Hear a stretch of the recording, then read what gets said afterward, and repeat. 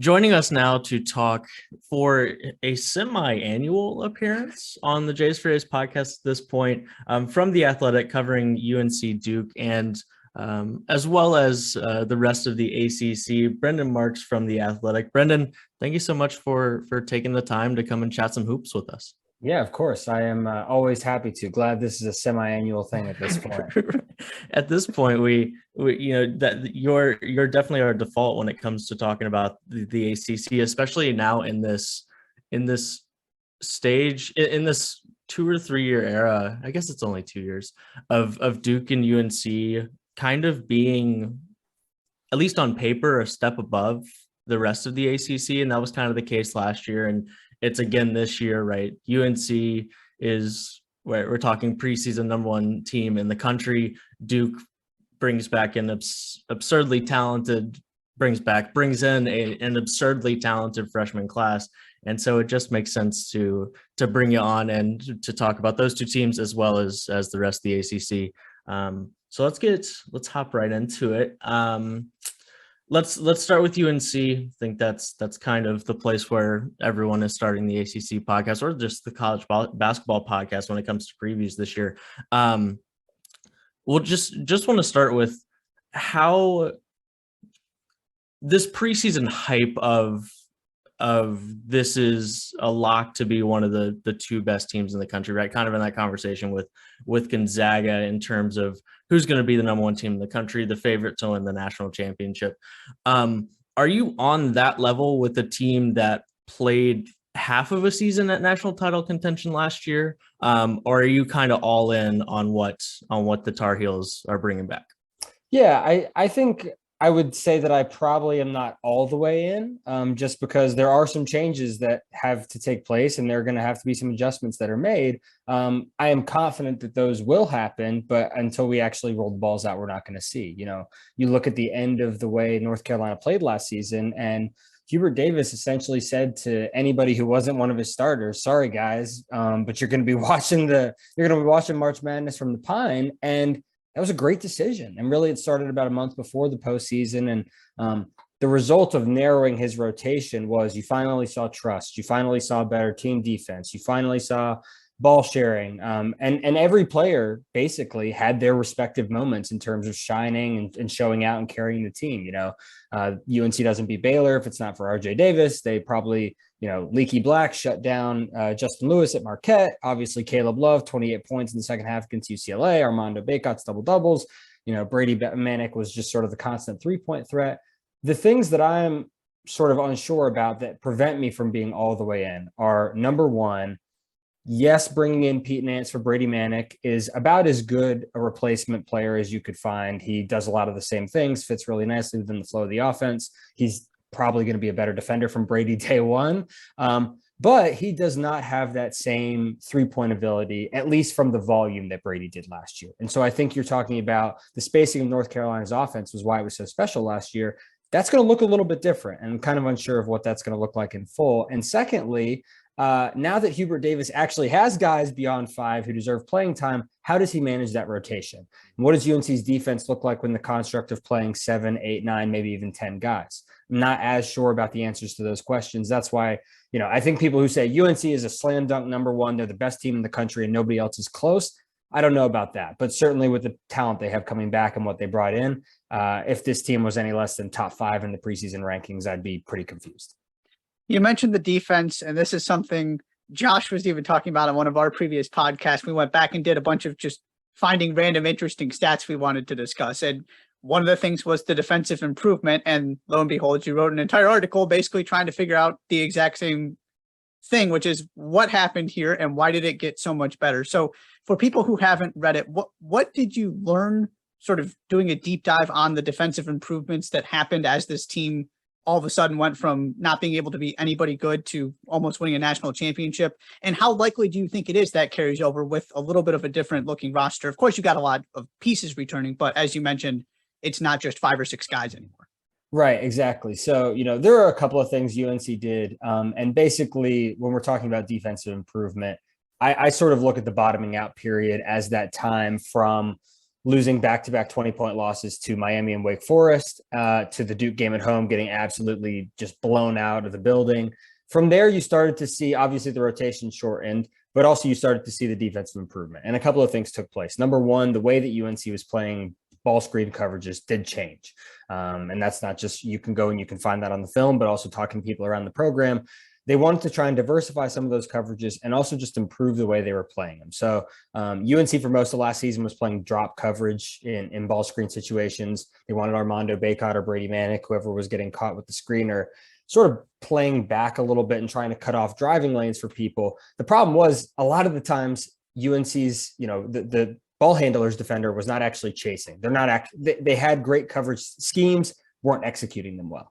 And so you started to see those improve, especially as the rotation cut down. People who didn't do those things didn't play. And if you were someone like a Caleb Love or an RJ Davis, that became, a non-negotiable from Hubert Davis as we got into the last month of the season. And secondly, you did see some of those ball screen coverages change. UNC went from strictly drop coverage primarily to they started hedging. They started trusting some of Armando Bacot and Brady Manick, especially, trusted them to do more switches, started trusting Caleb Love and RJ Davis to communicate better.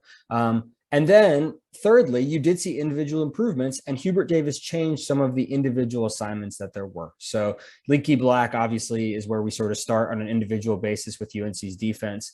He's their best perimeter defender. He's long, he's quick. He can stay stride for stride with guys, but also challenge bigger guys because of his height and his length. Hubert Davis basically just started using him as a chess piece. And he was like, I don't really care who you are. I don't care who your best player is. I'm putting Leaky on him and I'm going to make his life miserable. And that was pretty effective for the most part. You also see Armando Bacot, even by the end of the season when he was basically on one leg, improved a lot in terms of rim protection, in terms of his functional strength, in terms of attention to detail with his positioning. All of those things improved. And then one other guy who I thought got a lot better, and one who I'm very interested in to see this season with a healthy summer, is Puff Johnson. He came back in the middle of last year. He struggled with COVID as a freshman, struggled with injuries as a freshman, struggled with injuries last year. Finally comes back into the rotation, isn't really worth a whole lot defensively. But by the end of the year, you saw him get back into game shape. The conditioning allowed him to play with a lot better positioning and functional strength. And as a result, his man-on-man defense, especially against UCLA and Kansas, were really terrific. So I think a lot of those changes are replicable. I think they will carry over this year. The thing that I am not sure will carry over, and the thing that we have to see, again, is the team defense as a cohesive unit as strong when you're playing 9 guys instead of 5? It's a lot easier when 5 guys are getting all of the main reps. When it's 9 guys and you have different lineup combinations, is that same, is everybody in sync to the same extent? That remains to be seen. That's one of the challenges facing Hubert Davis this season. When I went back to look and see, kind of the game I kept using was, I think it was February 19th, they lost to Virginia Tech. I think it was somewhere in mid-February they lost to Virginia Tech and then didn't really lose again until they lost in the national championship. And I wanted to see where they were, from an advanced stats perspective on that day and where they ended up at the end of the season. And I guess subconsciously in my head, it was, oh my gosh, the guard play was unbelievable. Those guys got so much more efficient, like down the stretch. I bet their offensive efficiency numbers are going to be super different. And they weren't. It was right. It went from, I think at KenPom, they went from 22nd to 18th in offensive efficiency. They were a top 25 offense, and according to Kim Pomeroy's statistics, pretty much all year. It was that defensive jump. They're 117th at KenPom in defensive efficiency in the middle of February, and ended up 35th. And that's a ridiculous jump. And yes, a jump that I'll concede, right? Winning basketball games in the tournament just gives you massive jumps across the board on that site. But still, I was surprised just to see how big, because unless you're playing just completely different defense, you're not making that big of a jump. And I was surprised. I was surprised to see that. Is there anything from the guys that that UNC is bringing back, and then we can kind of move off North Carolina? Is there a skill that you need to see a player kind of cultivate, get better at, that you think is most important to kind of take that next step, right? In theory, right? If you're staying the same completely the same, and this is especially true in soccer, right? If you're staying the same, oftentimes you're getting worse, right? Is there a guy that you're looking for him to really improve in something to raise the ceiling of this team even more? Yeah, absolutely. And I, by the way, am a huge prescriber to that theory. You are either actively getting better or you're getting worse at all times. Staying the same is not really a thing. For me, I think the guy who sort of sinks or swims UNC this season, and he did a lot of swimming last year, but also showed in the national title that he can sink a team, is Caleb Love. I think really his shot selection remains the greatest unknown on trying to put, in trying to lay out what North Carolina's potential ceiling or floor could be, because he single-handedly changes that calculation so dramatically. You see him against UCLA, you see him against Duke, you see him just when he's outstanding, he is one of the more exciting players in college basketball. And then you see in the national title, he, can't hit water from a boat. And as a result, the Tar Heels offense gets totally out of sync. And I think also, you look at the way that he played during the tournament last year. By the time that team got to the title game, there's almost some element of like, listen, this guy's got to take 30 attempts. And we just sort of live or die by what happens.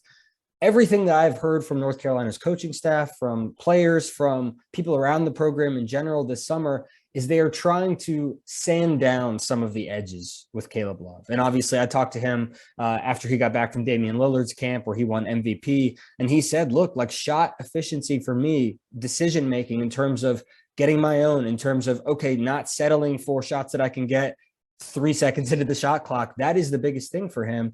Not just on an individual basis. Obviously he's got NBA hopes and dreams. And I think a lot of people thought that he'd probably already be at that point by now. But within a team concept, if Caleb Love is going to continue taking those inefficient shots, if he's going to, continue shooting on those nights when he's 0 of 10, 0 of 11 from 3, like that cannot be the case anymore, because they have the talent now where they don't need that to be the case. So for him, it's a two-step process. One, it's learning how to be more efficient, shot selection, learning how to read the flow of a game, learning how to identify, okay, if RJ Davis has 30 points at the half and I have 2, I'm okay to let him continue being that guy. And I think, one of the things you saw that facilitated that at the end of last season was Caleb Love moving to more of an off-ball role, having to make fewer on-ball decisions. RJ Davis is doing much more of that. I think that helped him a lot. So, and then once he gets that part of it down, it's about being able to do everything else, right? It's about making sure that you are chasing over the top of ball screens on defense. It is about making sure that when you're driving in and there's 9 people in the lane, just kick it out, Caleb. You don't have to put up the shot every time. It's about learning to be a comprehensive basketball player. That is the thing that we've seen him sort of take these steady growth throughout the past 2 seasons. It's got to continue happening at this level for UNC to get to the point they want to as a team, and for him to get to the NBA, which is obviously a huge individual goal. Moving on to the Duke side of things, the first thing I want to ask is, in your mind, I'm sure you've been following this recruiting class. Obviously, it's part of sort of John Shire's thing, even before he became head coach, was putting a class like this together. We can look at the recruiting rankings all we want, but as somebody who's following this program closely, how does this freshman class compare to some of the other ones in recent memory, whether it's some of the lower profile ones or obviously the highest profile one with that Zion Williamson class that from a rankings perspective is probably the closest comparison? Yeah, so that's the thing, is when you're talking about comparisons, that is the class, the Zion, Cam, RJ class. That's the one that gets brought up as a point of comparison. I can tell you now, there is not a Zion Williamson in Duke's freshman class. Sorry to burst, just absolutely stunned. There is probably not an RJ Barrett in this class. I think Derek Whitehead's going to be a really good player, but I don't know that he even has the full offensive arsenal right now that RJ Barrett probably had coming into school. And I think Zion probably overshadowed just how good RJ was. If RJ had been on that Duke team by himself, the dude is, he's the ACC player of the year in a landslide probably. So this is not that recruiting class. And I'm sort of nervous for John Shire's sake in that respect. They're going to be really good, but they are stronger because of their depth than because of their individual talent, if that makes sense. So, you're looking at a guy in Derek Lively, for example, the number 1 player in the class coming in, 7'1". A lot of people were telling me they saw some Willie Cauley-Stein in him just from the scouting level coming into Duke. someone who sort of fits that same profile as a Mark Williams last year, but maybe does a little bit more for you offensively. I do think he's going to step out and take some 3-pointers this season. But in terms of the offensive game, he's pretty raw. He's an alley-oop threat. He's a lob threat. He's a transition threat, and he can occasionally take some 3-pointers, and if you leave him open at the elbows. But he's not a guy who's getting the ball in the low post and is backing you down and hitting you with counters and all that. Like, that's not his game. That's not Kyle Filipowski's game either. Kyle Filipowski, I'm really fascinated to see how he competes from an athletic standpoint. The guy has a lot of skill. I think he's a pretty good spot-up shooter. He'll probably be one of the better freshman big man shooters in the country. And he obviously can handle the ball a little bit. I think he's probably an underrated passer, but again, he's not a terrific athlete. How is he going to fit defensively for Duke? Dariq Whitehead obviously comes in as, probably the most heralded guy from an NBA perspective, just in terms of, he's a 6'6" wing, switchable, versatile, can get downhill, attack the rim. That's what the NBA loves right now. What does he look like after a broken foot? Is he going to be as explosive? Is he going to be as aggressive? Who knows? We'll see. Is he even back by the start of the season, or does it take him a couple of weeks a la AJ Griffin to get up to full strength? Like, there are some serious questions here. No doubt that these guys are talented, but I definitely think that this is a Duke team, especially it's going to be noticeable because it's John Shire instead of Coach K. I think that there's the intent going into the season to play more guys. Last year by the end of the season, Duke's playing 5.5, 6.5.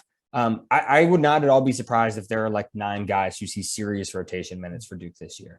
And that is as much because there's not as much separation between those guys, between player 3 and player 6 on the roster in the rotation. But I also think it's because there are that many guys who do have the ability to contribute. The only guy in this recruiting class who I don't think is probably going to play as a freshman is Christian Reeves. But even somebody like a Jaden Schutt, I can absolutely see Duke running him off screens and hitting threes. And if he's doing that, Shire's going to find minutes for him. So it's a funky class. It is deeper than it is just individually stronger. So I'm interested to see how Duke fans sort of understand that and appreciate it over the course of the year.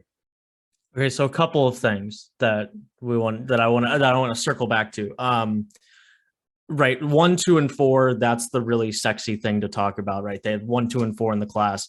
2 more guys in that top 25, top 30 range. A guy that reclassified originally, a 2023 guy, in Tyrese Proctor.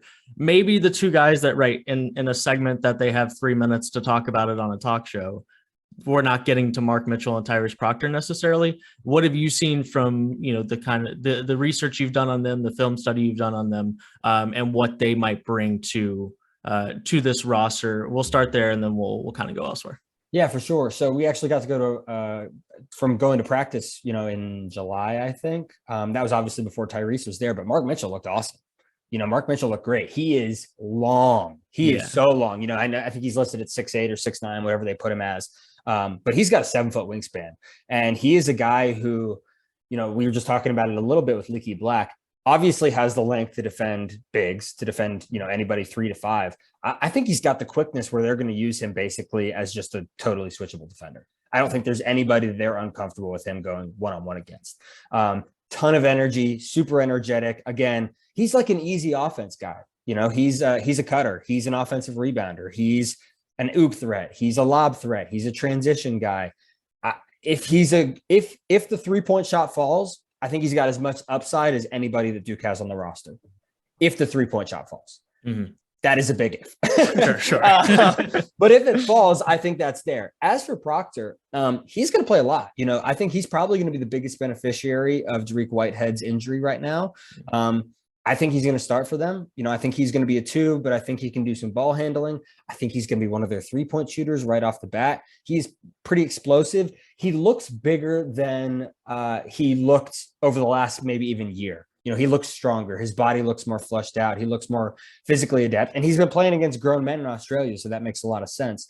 I think that those 2 guys are probably being slept on, and I wouldn't be surprised if outside of Dariq Whitehead, who I still do think is probably the most attractive from an NBA standpoint, if you told me that in March or April, both of those guys are one and done and they're being projected as top 20, 25 picks, I would not be surprised in the slightest.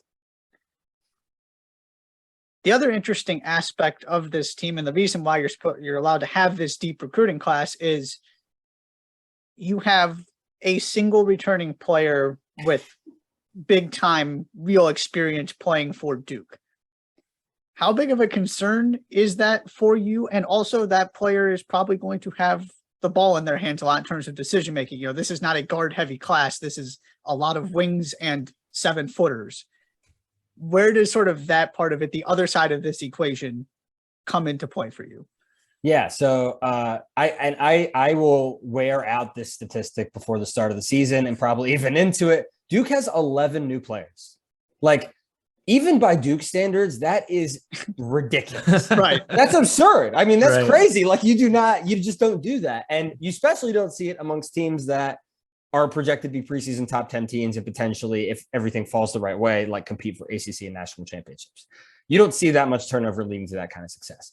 And so Jeremy Roach has got a hell of a burden on him. That said, I think that this roster sets up about as well around him as you could possibly hope for if you're John Shiner. He is going to have the ball in his hands a ton. He's going to play 30 to 35 minutes a night. I don't think he's Duke's leading scorer, but he is its most important player because he's going to be the guy who in transition is hitting those outlet passes. He's the guy who is going to be, running all of these different, ball screen oriented actions that John Shire wants to run. He's going to be running horns with Filipowski and with Lively. He's going to be the decision maker. He's going to be the driver who's going in and kicking out to Proctor and Grandison in the corners. We haven't even talked about Grandison yet. Mm-hmm. He's going to be the guy who's getting everybody else involved. And I think, best case scenario, probably by January, February, Whitehead is taking on some of those creative aspects too.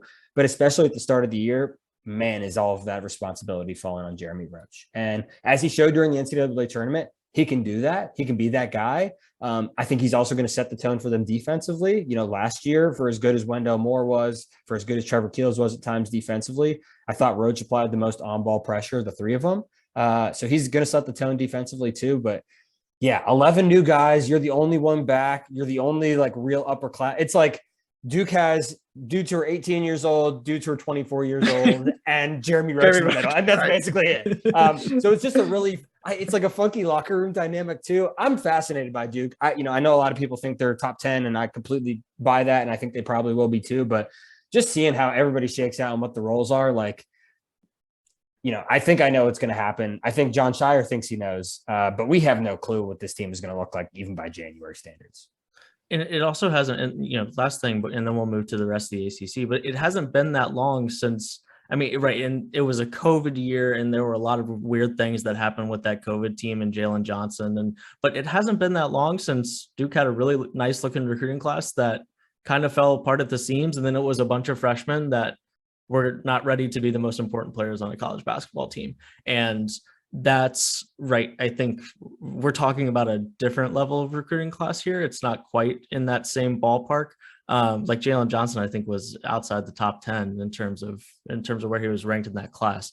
But still, there's that, tickle in the back of your throat constantly about, okay, all of this depends on these guys immediately translating to the college game. That's just what we're talking about here when it's that level of new. Okay.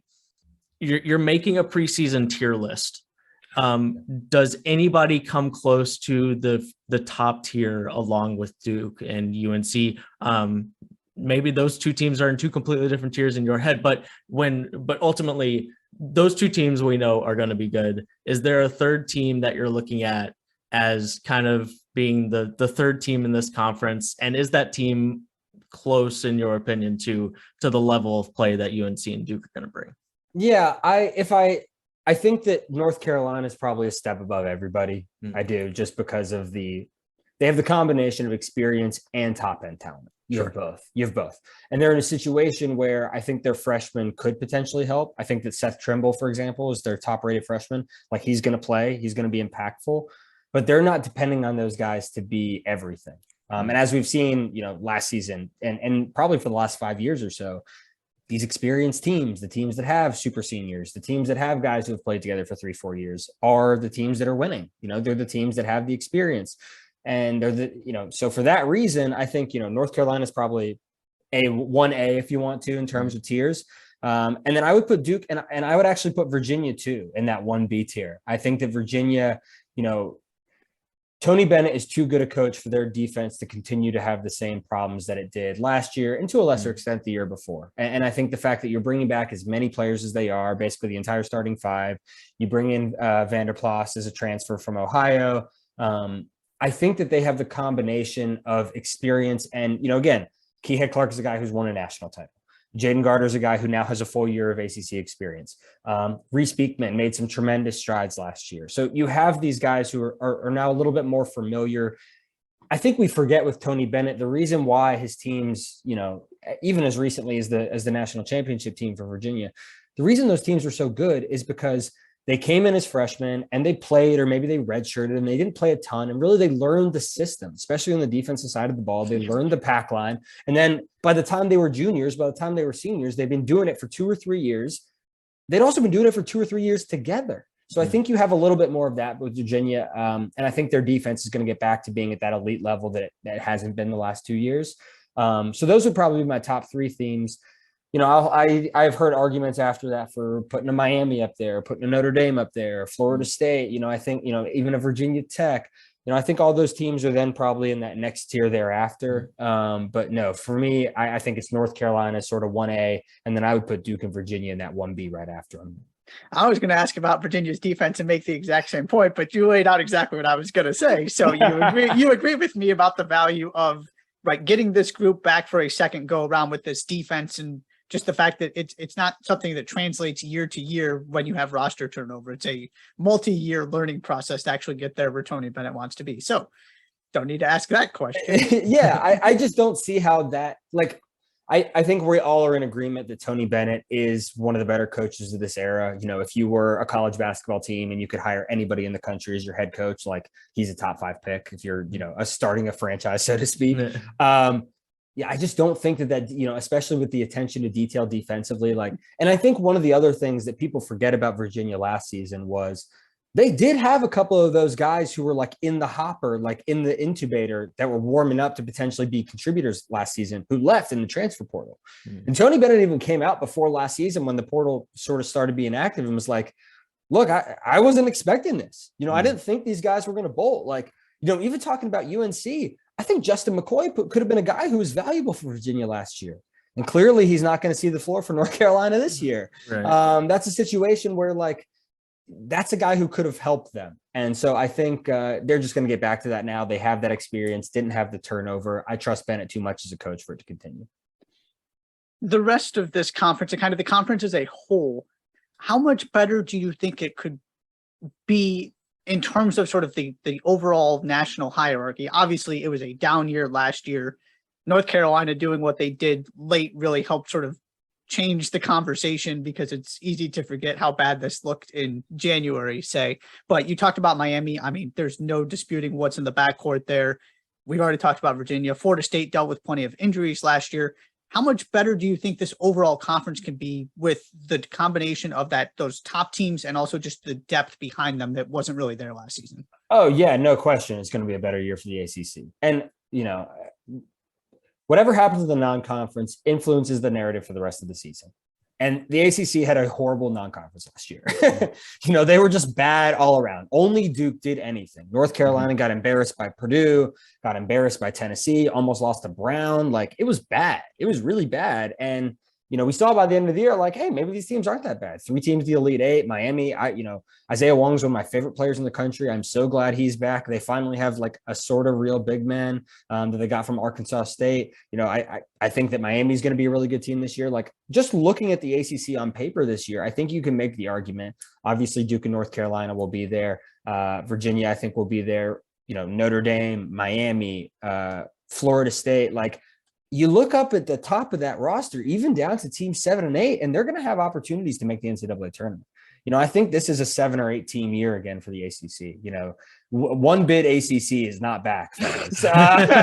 One bid ACC is a thing of the past, and that's a good thing. And I think last year was obviously an aberration. You had a lot of turnover throughout the league in terms of coaches leaving, coaches retiring, the portal, trying to understand what that means. I just think everybody has a much better grasp of all of that this season. And, top to bottom, the ACC is stacked this year. So, yeah, if I had to pick right now, I'd say I bet 7 teams get in. Don't hold me to that if that, somebody's bottoming out. And also, credit where it's due. I think some of those bottom barrel teams are also going to step up. I don't know that NC State, could be much worse on the interior than it was last year. I think in terms of a team like Boston College, for example, Earl Grant, I think he got that team playing with some competitive fire. They almost upset Miami in the ACC tournament. Like, that's a team that I think is going to be a little bit better. So, Steve Forbes in the transfer portal, not going to go against that. There's some interesting recruits. What can Dior Johnson do at Pitt? Like, I just think on the whole, the talent level in the ACC has risen. And as a result, you're going to see more teams, if not making the tournament, at least being competitive to potentially do so late into the season. I feel really bad for Steve Forbes because I think like that team last year was super interesting to watch and had some talent that, like, right, if you asked Steve Forbes at the beginning of the year, hey, are you losing Alondas Williams and Jake LaRavia? No, we're not losing Jake LaRavia. We're not losing Alondas Williams. And we're certainly not losing Jake LaRavia to the number 19 overall pick in the NBA draft. And this is just kind of a larger conversation about a couple of these teams that lost some major pieces from last year, NC State, Wake Forest, Georgia Tech. Is there any, specifically for Wake Forest? I feel so bad for Steve Forbes. We went from, this just hard to look at, but you can't look away era of Wake Forest basketball. And then Steve Forbes comes in and we have a top 35 KenPom team that's top 45 in both offense and defensive efficiency. And then his two guys leave. And there's some things to look at here, but there's no way this is where Steve thought he was going to be heading into this season with the talent that he had last year. Yeah, no way. And it is unfortunate because I don't know if he is okay. First things first, Steve Forbes is a great coach. He is a terrific coach. And I think one of the things that he probably still doesn't get enough credit for is his ability to churn a roster and create cohesion quickly, which especially in this era is as essential as anything else, especially with how frequently he has to go to the portal, just for given, the state of Wake Forest high school recruiting, where it sits in the ACC and national and even state hierarchy. Like you're talking about it being fourth in the state realistically still. So I think they have pieces. I think that expecting them to reproduce at the same level without the ACC Player of the Year and a first-round pick is completely unreasonable. I don't think they're going to be nearly as good as they were last year. But I do think that he is proving that if you come to Wake Forest, and I think he's going to prove this again, I think they're going to be better than people expect them to be. Like, I would expect that they're going to be picked probably to finish still again. Last year, I think they were 13th in the preseason. I think they're probably going to be in that 10 to 15 range again this year. And they're going to end up finishing 6th or 7th. And people are going to be like, wow, Steve Forbes did a great job. It's just going to happen. He has some, he has some pieces and he still has some returners. Davian Williamson is back. Damari Monsanto, who, didn't come into the middle of the year last year. He's back. They bring in a couple of interesting portal kids as always. I don't know that they're going to get a ton of production from their freshmen, but maybe they do. He is not in the place that he wanted to be, but there are also worse places he could be in. And I think that we're going to see over the next couple of years, as he continues to prove that he can develop people into NBA prospects and sort of restores what Wake Forest had in terms of that pipeline, it'll do a lot in terms of the high school recruiting for him, and the portal, just being able to get more coveted kids. And it's a pretty good argument to be able to walk into any potential transfer player's living room and say, look, I had a guy who was a junior college and was playing, at Indiana State, and I turned them into 2 NBA players, and I can do the same thing with you. That's a pretty convincing argument. Other than what North Carolina did with Brady Manick last year, I don't know that there's a better transfer portal argument that a coach can make in the ACC than what Steve Forbes can. On the other end of the coaching spectrum, I sort of look at this ACC season and for varying reasons, not that all of these guys are immediately on the hot seat, but you go from Kevin Keats to Brad Brownell, Jeff Capel, Josh Pastner, and I even threw Mike Bray in there. Obviously, Notre Dame had a fairly good season, but when you think Mike Bray, Notre Dame, it hasn't been quite what Notre Dame used to be the past 5 or so seasons.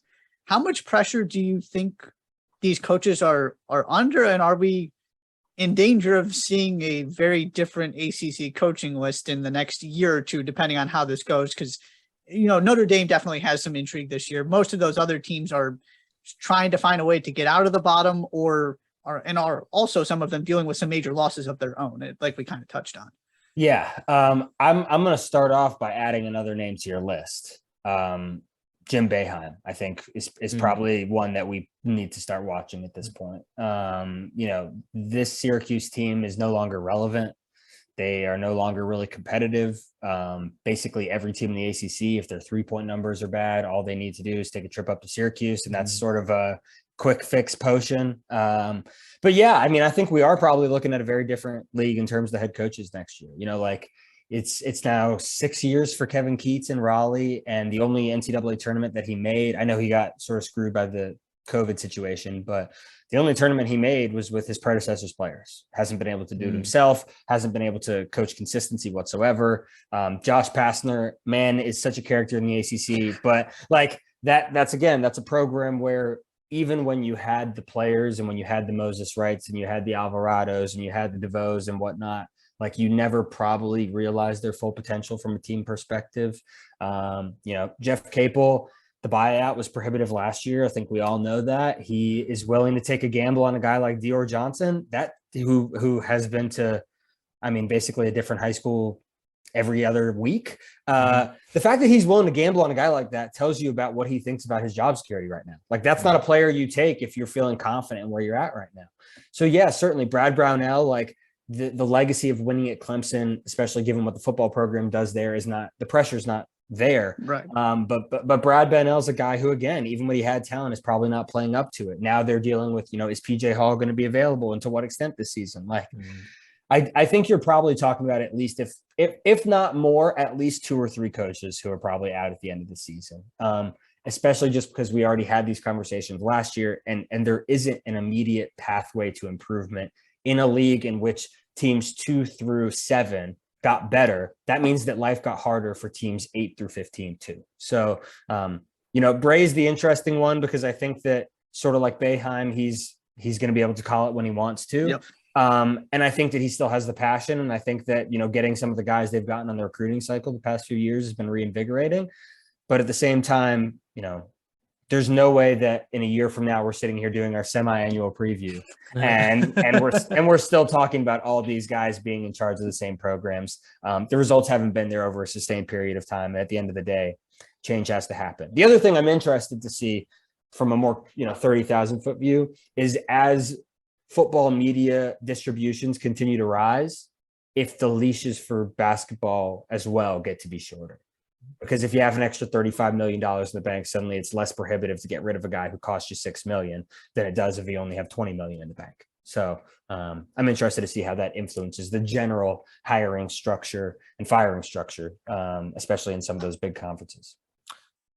Who do you think are the best players in this conference this year? Right, they're the obvious ones, right? If there aren't 2 guys at least from UNC on first team all ACC, something probably went wrong.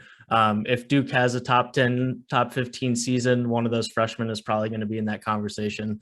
Who else is on that list for you? Because when you look back at a first team all conference list, it kind of gives you a decent idea of what the conference looked like that year, and which guys had the biggest impact on the conference. Apart from UNC and those Duke guys, who are you looking at? Maybe guys that are obvious returners, and maybe some guys that might take a bigger jump forward than people are expecting. Yeah, I already gave him a little bit of love, but Isaiah Wong, back again, the Iron Warrior, the dude. Listen, hey, if I had the opportunity to just keep coming back, it's like, if you live in Miami, Florida, and they're like, hey, come on back and we're going to pay you a bunch of NIL money and you can just chill for another year. Like, yes, I would like to do that. I'm in. Yes, please. It's like the 38-year-old who is a backup quarterback for 6 years because yes, I'll keep cash at $3 million checks. Sure. So I think Isaiah Wong, again, I think he's going to be tremendous. And I think his backcourt mate, Nigel Pack, this is a guy who was all first team, Big 12 last year. I think he's going to be a really, really good addition. Just keeping it a little bit more local, Terquavion Smith at NC State. Obviously, he, I think, surprised a lot of people by coming back. He's going to have a tremendous burden on him to sort of maintain the scoring efficiency that he did last year, but I think he'll be able to do it. The talent is there for Dior Johnson to be a really good player. Yeah. and the keys are there. I think Jeff Capel's basically saying, hey man, like let's see what you can do. I think that I'm interested to see what he can do down at Florida State. I think Caleb Mills, Matthew Cleveland are two guys who I'm intrigued by. I could definitely see one or both of them potentially making it to the all conference team. Wake Forest, I don't think that we didn't even see Alondis coming. We didn't see Jake Laravia coming last year. Maybe someone crops up, but I don't see it. So those are some of the other main guys that I look at. Obviously in Virginia, Kihei Clark is sort of Mr. Reliable. I think Jaden Gardner. Reese Beekman is one who intrigues me. If the offense comes around a little more consistently, like the defense is there with him, could certainly make that jump. I think he'll be a contender for Defensive Player of the Year regardless. Obviously the North Carolina guys that we mentioned. Those are sort of the ones who stand out to me. PJ Hall would have been one if he wasn't injured, but unfortunately, things happen.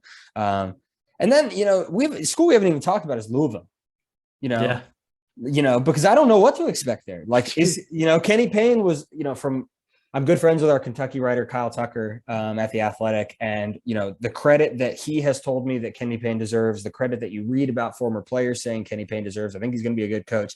I just don't know that there's a guaranteed guy there who's going to really materialize. But if I had to make my first team all ACC right now for the preseason, I'd probably go with Jeremy Roach and Caleb Love and Isaiah Wong and Terquavion Smith and Armando Bacot, and we're going to run a 4-out, nobody above 6'3". At least it's not the opposite where I feel like most of the conferences are going to end up where, your preseason All-America team could just be 5 centers. So at least there's something different with the guards. Yeah, exactly. So I think, again, we know that guards run it in the ACC, and I think it's going to be the case again this year, but obviously Bacot is the best in the team.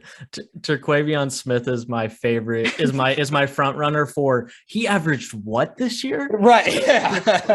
We're talking 16 points per game last year, and that's with Darion Sebron also taking 16 shots a game or upwards of 20. Like that guy is gonna have the volume at least to average in the mid-20s. We'll see if it actually happens, but he's on my list of here are the guys that might lead the country in scoring that unless you're a diehard college basketball fan, you have no idea exist. Right. Yeah, but he could be the type of guy oh my gosh, NC State leading North Carolina at the under 8. Terquavion Smith has 29 already. I'm locked in for that to happen. Terquavion Smith is going to be pulling up from his side of midcourt, yes. and he's just gonna swish it and look over at Kevin Keats and just shrug. And it'll be out of necessity because there's nobody else to guard on NC State, so he's going to have to pull up from there to have an open look. Correct. No, he's gonna get trapped before the 8-second call, and he's just gonna have to pull up. Yeah, right. But it'll be. I do think it's gonna be more top heavy again. But some of these, down the bottom barrel not bottom barrel teams, but some of those guys, and then there's some other good freshmen. I mean, Mr. Starling up at Notre Dame, I think is going to be an interesting player too. So. It'll be a better ACC this year, and on the whole, from good players on bad teams to good teams overall, I'm just really excited for it. We also didn't want to let you get out of here without making a prediction, and I'll add a little bit to it. Who wins the conference, and also kind of what do you feel like we are talking about when it comes to the ACC heading into the NCAA tournament? What is that narrative going to look like if you have to make a prediction? Yeah, so I'm gonna go with North Carolina. It's safe, it's boring. I just and I think you could make the argument for Virginia, especially because North Carolina, if we get into tiebreaker situations, has historically really, really struggled playing in Charlottesville and just with Virginia in general. But I also think we saw Hubert Davis sort of crack that code a little bit from the UNC perspective last year by basically putting Leaky Black's 7-foot wingspan on Kihei Clark and eating him up.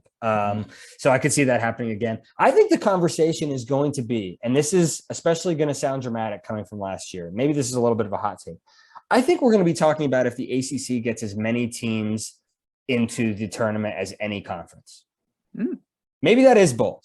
But I do think when you look at who's gone out of the SEC, who's gone out of the Big Ten, I think especially who's gone out of the Big 12, the reigning national champs basically have Jalen Wilson back, and we'll see who else. So I do think the ACC is going to have an opportunity to sort of completely flip that narrative and be sending as many teams as any league to the big dance. And I think that's on the whole going to be the narrative. We know, like we said, some of these top heavy teams are, but by the strength of the conference as a whole, those teams that are ranked 4 through 8 are still going to have an opportunity for marquee wins, especially late in the year. Like Virginia, I think plays North Carolina and Duke in the last 3 weeks of the season. I'm not 100% positive, but that is my bold take. My boldest take is I think 7 or 8 teams get in. Maybe I'm just showing my ACC bias there, but that's okay. Let's go ACC. Let's do it. Brendan, thank you so much for taking the time to come chat with us on our semi-annual podcast at this point. We very much appreciate it. Absolutely. Thanks for having me, guys.